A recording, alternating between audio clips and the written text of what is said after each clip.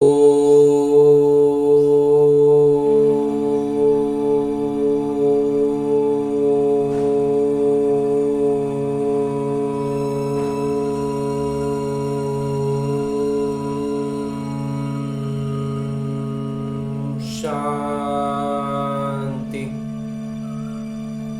ओम शांति। बाबा बाबा ओम शांति। आज 14 मई 2023 की अव्यक्त मुरली है जो दोहराई जा रही है 5 दिसंबर 1994 की। आज की अव्यक्त मुरली का शीर्षक है, बाबा कह रहे हैं कि वर्तमान समय की आवश्यकता बेहद के वैराग्य वृत्ति का वायुमंडल बनाना।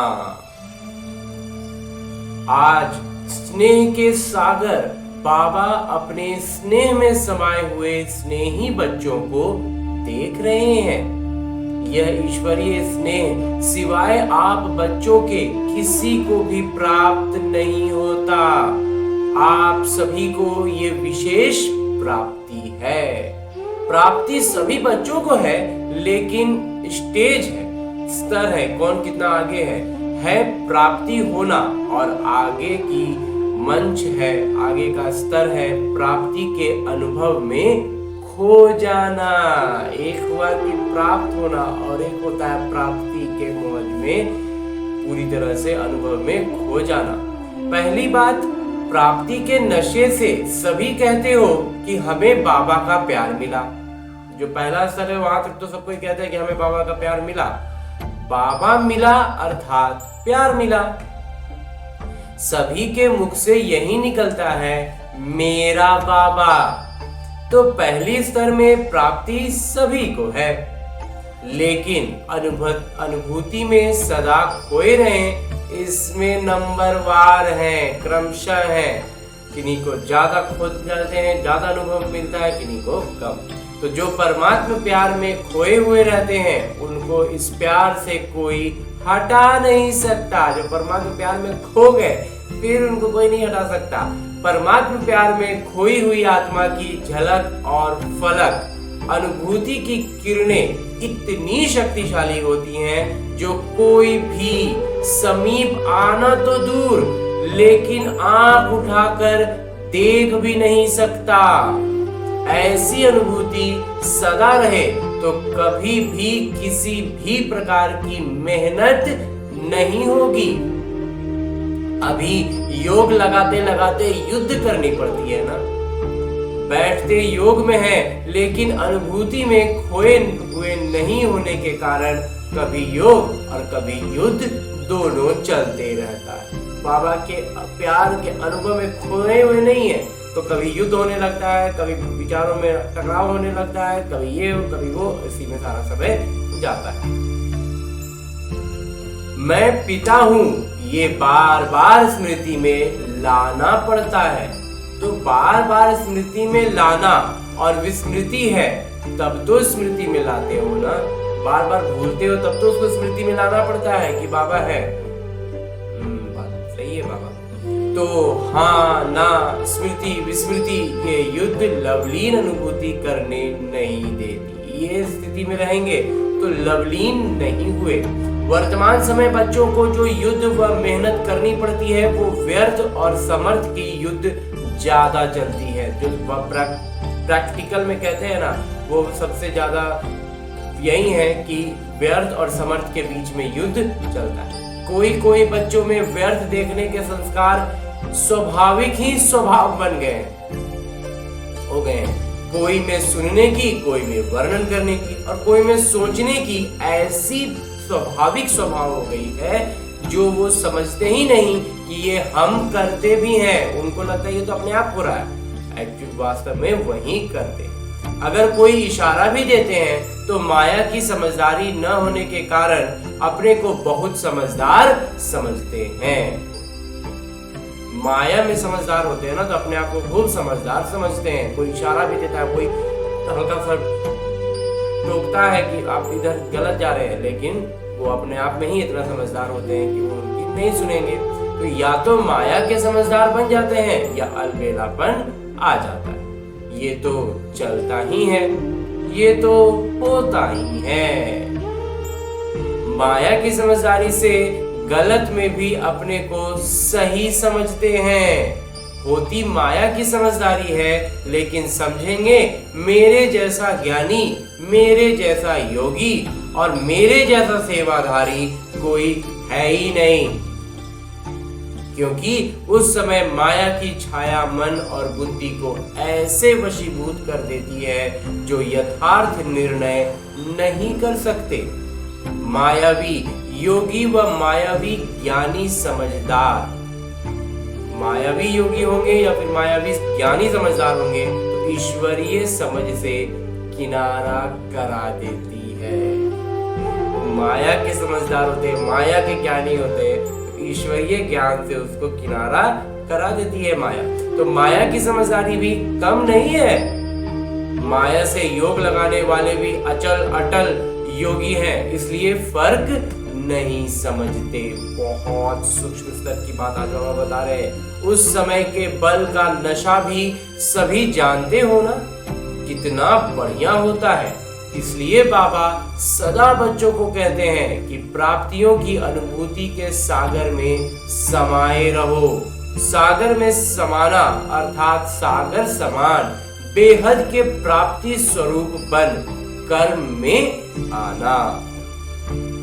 बाबा ने चारों ओर के बच्चों का चार्ट देखा है, चार्ट चेक किया है। वो जो सारणी बनाते हैं, याद की सारणी ना, उसको बाबा जांच कर रहे हैं। क्या देखा? समय की समीपता के प्रमाण वर्तमान के वायुमंडल में बेहद का वैराग्य प्रत्यक्ष स्वरूप में होना आवश्यक है। बेहद का वैराग्य वर्णन भी करते हो, बिंदुएं बहुत निकालते हो, भाषण भी बहुत अच्छे करते हो। सभी के पास तो अच्छी अच्छी बिंदुएं हैं ना? हाँ जी बाबा। तो बिंदुओं पर वर्णन करना व सोचना, इसमें तो ज्यादातर पास हैं, सब उत्तीर्ण हैं। इन छोटी छोटी कुमारियों को भी भाषण तैयार करके देंगे तो कर लेंगी। यथार्थ वैराग्य वृत्ति का सहज अर्थ है, चाहे आत्माओं के संपर्क में आए, चाहे साधनों के संबंध में जाए, चाहे सेवा के मौका में बने मुख्य संचालक बनने का भाग्य मिले, लेकिन सर्व के संपर्क में जितना न्यारा उतना प्यारा इसका संतुलन रहे।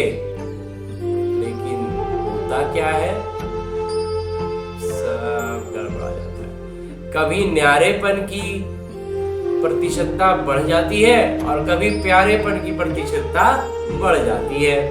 प्यारापन का अर्थ है निमित्त भाव, निर्माण भाव, लेकिन इसके बदले मेरेपन का भान आ जाता है। ये मेरा ही काम है, ये मेरा ही स्थान है, मुझे ही सर्व साधन भाग्य अनुसार मिले हुए हैं।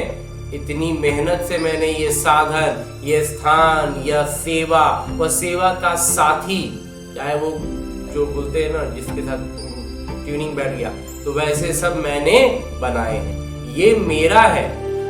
क्या मेरी मेहनत की कोई मोल नहीं है? ये निमित्त भाव और मेरेपन के भाव में अंतर है, यह एक ही है। बहुत बड़ा अंतर है बाबा। ये मेरेपन, ये मेरापन रॉयल रूप से बढ़ गया है। ये मेरेपन का रॉयल भाषा, रॉयल संकल्प बाबा से रूरिहान में भी बाबा बहुत सुनते हैं। जब बाबा से रूरिहान की भी बातें बिल्कुल निज तौर पर बाबा और आत्माएं बैठ के बात करती हैं, उसमें भी इस तरह के सवाल होते हैं कि ये मेरे मेहनत का कोई मोल नहीं है, मैंने इतना सेवा किया, मैंने इतना मेहनत किया, मैंने ये किया, मैंने वो किया। ये भी बाबा कह रहे हैं कि रूरिहान में भी सुनने को बहुत मिलता है। बहुत प्यार से बाबा को या निमित्त आत्माओं को मनाने व मनवाने आते हैं। बाबा आप ही इसमें मेरे को मदद करना। क्या आप समझते हो कि ये मेरा काम नहीं है? जब भी कोई काम होता है, बाबा इसमें मेरा मदद कीजिए, उसमें भी हम क्या कहते हैं, मेरा मदद कीजिए। बाबा पूछ रहे हैं कि क्या आप समझते हो कि ये मेरा काम नहीं है, मेरी जिम्मेदारी नहीं है, मेरा अधिकार मेरे को ही मिलना चाहिए, ये सब नहीं होना चाहिए। तो बाबा को भी ज्ञान देने के लिए बहुत होशियारी करते हैं। बाबा मुस्कुराते रहते हैं। निमित्त है, जो मिला, जैसे मिला, जहां बिठाएंगे, जो खिलाएंगे, जो कराएंगे, वही करेंगे, ये है निमित्त भाव। ये पहला पहला सभी का वायदा है। वायदा है ना? हाँ जी बाबा, शुरू में तो सब हम वादा करते हैं कि आप जैसे खिलाएं, जहाँ बिठाएं, जो कराएं, सब करेंगे, और फिर बाद में हम सब आ जाते हैं मेरापन पर। तो ये वायदा है या सिर्फ खाने पीने के लिए है? मेरेपन के भाव का वैराग्य ही बेहद का वैराग्य है। नए नए प्रकार के मेरेपन और उभर रहे हैं। नया नया मेरापन आ रहा है, जो पहले जो सब मेरापन में नहीं था, वो सब बातें भी आ रही हैं। तो माया वर्तमान समय नए नए प्रकार के मेरेपन की छाया डाल रही है। इसलिए समय की समीपता प्रत्यक्ष रूप में नहीं आ रही है। ज्ञानी चाहे अज्ञानी दोनों जानते हैं और कहते भी हैं कि दुनिया की हालतें बहुत खराब हैं। ये दुनिया कहाँ तक चलेगी और कैसे चलेगी, लेकिन फिर भी दुनिया चल रही है। समय की समीपता का आधार है बेहद की वैराग्य वृत्ति। तो बाबा ने जांच किया कि बेहद की वैराग्य वृत्ति के बजाय नए नए प्रकार के छोटे छोटे लगाव का विस्तार बहुत बढ़ा है। जो सब में मेरापन पहले नहीं था, उन सब में भी मेरापन आ गया है, उस सब का विस्तार हो गया है। माया ने अपना विस्तार कर लिया है और बाबा कह रहे हैं कि बेहद की वैराग्य वृत्ति का विस्तार अभी तक नहीं दिखता है। तो इस विस्तार ने सार को छिपा लिया है। समझा? हाँ जी बाबा। अब क्या करना है? बेहद की वैराग्य वृत्ति का अपने में और निमित्त भाव को अपने अंदर बढ़ाना है। यह लगाव बड़े टेस्टी लगते हैं, बड़ा स्वादिष्ट लगता है। ये सारा लगाव एक दो बार तो टेस्ट किया तो वो जो टेस्ट किए थे, जो चखे थे, वो फिर खींचने लगता है। सेवा कर रहे हो बहुत अच्छा, लेकिन अपनी जांच करो कि निमित्त भाव है या लगाव का भाव है। बाबा बाबा के बदले मेरा मेरा तो नहीं आता। नहीं बाबा, मानना है तेरा और बन जाता है मेरा। तो अब क्या करेंगे? मेरा मेरा पसंद है। बाबा ने मेरा पसंद है? नहीं बाबा, मेरा पसंद नहीं है। बाबा ने पहले भी सुनाया है, एक बहुत बड़ी गलती करते हैं, वह चलते चलते हो जाती है कि करना नहीं चाहते हैं लेकिन हो जाता है। वो क्या है? चाहते नहीं है लेकिन हो जाता है, ये क्या है? बाबा पूछ रहे हैं। तो इसका दूसरे के जज बन जाते हैं। करना चाहते नहीं थे लेकिन हो गया। और वैसे में क्या कर देंगे कि दूसरों के जज बन जाते हैं और अपने वकील और अपने लिए वकील बन जाते हैं। अपना मामला रहेगा तो वकील बन जाएंगे, खूब दलीलें देंगे, और दूसरों का मामला रहेगा तो जज बन जाएंगे। ये किया ना तो ये गलत हो गया। बनना है अपना जज और बनते हैं दूसरों का। इसको यह नहीं करना चाहिए, इनको बदलना चाहिए और अपने लिए समझेंगे। ये बात बिल्कुल सही है, मैं जो कहती हूँ वो सही है, ये ऐसे है और वो वैसे है। वकील लोग भी सिद्ध करते हैं ना, सच को झूठ, झूठ को सच।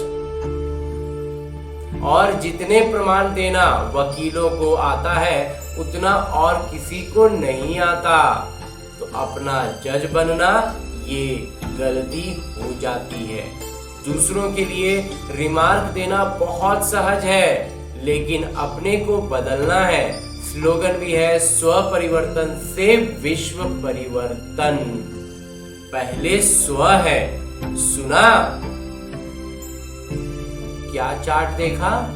अब इस बात को बाबा बहुत देख करके हम आत्माओं से बात कर रहे हैं कि सब के सब हम आत्माएं क्या कर रही हैं, छोटा छोटा में मेरापन ला रहे हैं, छोटी छोटी बातों में मेरापन ला रहे हैं और वैराग्य वृत्ति से दूर जा रहे हैं।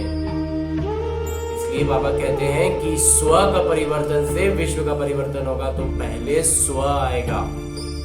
इस बात का ध्यान रखते हुए हमें अपनी सारणी आगे तैयार करनी है। बाबा भी माया की चाल को देख मुस्कुराते रहते हैं। माया कितनी चतुर है, सर्वशक्तिमान आत्माओं को भी अपना बना लेती है। तो अभी क्या चाहिए, बाबा से जुड़ाओ, बाबा के प्यार में लवलीन। तो बेहद की वैराग्य वृत्ति का वायुमंडल बनाओ, जैसे सेवा का वायुमंडल बनाते हो ना, प्रोग्राम बनाते हो, वैसे ही सिर्फ दिमाग तक ये वृत्ति नहीं, दिल तक पहुंचे। सबके दिमाग में तो है कि होना चाहिए, करना चाहिए, लेकिन दिल में ये लहर उत्पन्न हो जाए, इसकी आवश्यकता है। समझा? हाँ जी बाबा। सभी ने अच्छी तरह से समझा? हाँ जी बाबा। कि अभी समझ में आया, फिर उठने के बाद सोचेंगे कि ये कैसे हो, ये करना तो मुश्किल है। सुनना बोलना तो सहज है, करना मुश्किल है। तो अभी ऐसे नहीं कहेंगे ना? नहीं बाबा, ऐसा बिल्कुल नहीं कहेंगे। अपना पूरा पुरुषार्थ करेंगे, अपनी तरफ से पूरा मेहनत करेंगे कि वैराग्य वृत्ति में आए और उसका वायुमंडल बनाए। स्नेह से आप भी पहुंच गए हैं और बाबा भी पहुंच गए हैं। स्नेह में देखो कितनी शक्ति है। स्नेह अव्यक्त को व्यक्त में ले आता है। आप सबको मधुबन ले आया है ना? सभी स्नेह में ठीक पहुंच गए हैं ना? हाँ जी बाबा। किसने लाया? मेरे बाबा ने।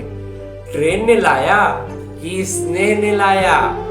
स्नेह लाता है बाबा। जहां स्नेह है वहां मेहनत, जहां स्नेह वहां मेहनत। मेहनत नहीं लगती, मुश्किल नहीं लगता। मेहनत जो है वो मेहनत नहीं लगता, मुश्किल जो है वो मुश्किल नहीं लगता। कब? जब दिल में स्नेह भरा हो। ये 3 पैर के बजाय 2 पैर पृथ्वी भी मिले तो क्या लगता है? सतयुग के पलंगों से भी श्रेष्ठ है। सब आराम से रहे हुए हैं कि मजबूरी से हैं? नहीं बाबा, बहुत आराम से हैं। क्या करें, रहना ही है, ऐसी भावना तो नहीं है ना? नहीं बाबा। भक्ति मार्ग में तो सिर्फ एक पांव रखने के लिए इतनी मेहनत करते हैं। आपको सोने के लिए 3 पैर नहीं तो 2 पैर तो मिलता है। आपने तो मांगा था कि चरणों में जगह दे दो, लेकिन बाबा ने चरणों के बजाय पटरानी बना दिया है। फिर भी मधुबन का आंगन है ना? चाहे कहीं भी सोते हो, लेकिन है तो मधुबन के आंगन में। इतना बाबा के समीप आने का अधिकार मिलेगा, ये तो स्वप्न में भी नहीं था बाबा। तो सब खुश हो ना? हाँ जी बाबा, बहुत खुश है। 2 पैर की बजाय 1 पैर मिले तो भी राजी रहेंगे? हाँ जी बाबा। बैठे बैठे सोएंगे। कईयों को बैठने में नींद अच्छी आती है, सोएंगे तो नींद नहीं आएगी। योग में बैठना और सोना शुरू। 5 दिन अखंड तपस्या करनी पड़े तो सब तैयार हो? हाँ जी बाबा। खाना भी नहीं मिलेगा तो चलेगा? बाबा पिछली बार भी पूछे थे, फिर बोले थे कि ऐसा मैं नहीं कराऊंगा। कि समझते हो ये होना नहीं है? बाबा फिर इस निमित्त ने बोला, बाबा पूछ दिए कि समझते हो कि ये होना नहीं है, खाना भी नहीं मिलेगा तो चलेगा? और पूछा, फिर बोलते हैं कि समझते हो कि ये तो होना नहीं है। जो चीज वहां नहीं खाते वो और ही मधुबन में मिलती है, लेकिन एवर रेडी रहना चाहिए, एकदम हमेशा सजग होना चाहिए। मिले तो बहुत अच्छा, न मिले तो बहुत बहुत अच्छा।